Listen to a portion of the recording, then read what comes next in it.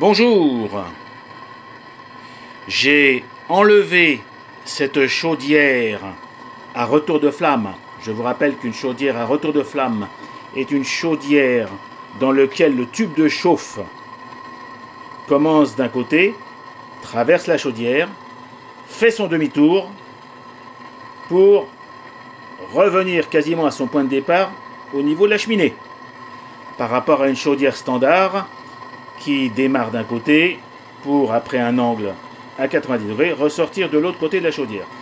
J'avais d'énormes difficultés à faire démarrer cette chaudière à retour de flamme. C'était à tel point que d'ailleurs je l'ai sortie du bateau. Et j'ai voulu essayer de comprendre pourquoi. Alors, la réponse que je vais donner n'est pas forcément la réponse universelle, mais c'en est une, et je vais dire que c'est, entre guillemets, un truc et astuce. Je vais dire que chaque chaudière doit avoir son brûleur. Donc typiquement, sur une chaudière de type retour de flamme, il est impossible de mettre un brûleur type céramique qui travaille par rayonnement. Or là, j'ai vraiment besoin d'un flux qui traverse la chaudière. La difficulté que j'avais sur le bateau, c'est que je n'ai jamais réussi à allumer la chaudière. Ça veut dire quoi? Ça veut dire qu'elle explosait à chaque fois, que ce soit par le haut ou par le bas, je n'y arrivais pas. Et surtout, dès que j'augmentais un peu la puissance du gaz,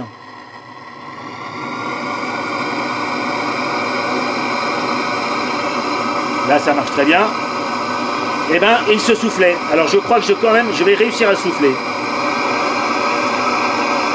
Même pas, bon, je ne vais pas forcer. Mais vous le voyez, elle fonctionne parfaitement. Je la coupe. Je rouvre un petit peu le gaz. Je prends mon brûleur. Et je la rallume sans problème. Donc cette chaudière avait un problème de brûleur. Je l'ai résolu en changeant. Vous remarquerez aussi que ce brûleur, même s'il a une prise d'air ici, a besoin d'un peu d'air autour de lui au niveau de sa flamme. C'est pour ça que nous recommandons en général de laisser 4-5 mm entre la sortie de ce type de brûleur et la chaudière proprement dite. Bon, j'ai essayé aussi d'avancer le brûleur. Regardez, c'est bouillant, mais j'y arrive plus, évidemment c'est trop chaud. Mais en fait, j'ai pu avancer. Mais en tout cas, il est plus confortable pour l'allumage et pour le fonctionnement de laisser, si c'est possible, quelques millimètres entre l'entrée, comme je vous l'ai dit, et le brûleur. Sur mes chaudières JMC, comme d'ailleurs sur d'autres, JPB notamment, nous avons un grand diamètre qui laisse tout autour de la bague qui rentrera dans cette partie, qui laisse l'air rentrer. Donc on peut rentrer, vous le verrez sur certaines de mes chaudières, on peut rentrer le brûleur au niveau donc du premier centimètre.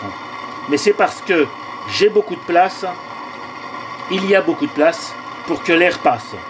Si comme ici vous n'avez pas beaucoup de place, si je mettais une bague, j'aurais plus vraiment la place de mettre des trous. Donc je préfère avoir un support qui me garde, comme vous le voyez ici, le brûleur à quelques millimètres de la chaudière. Voilà.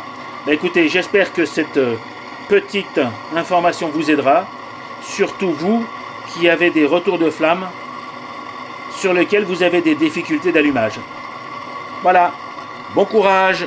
Au revoir les amis.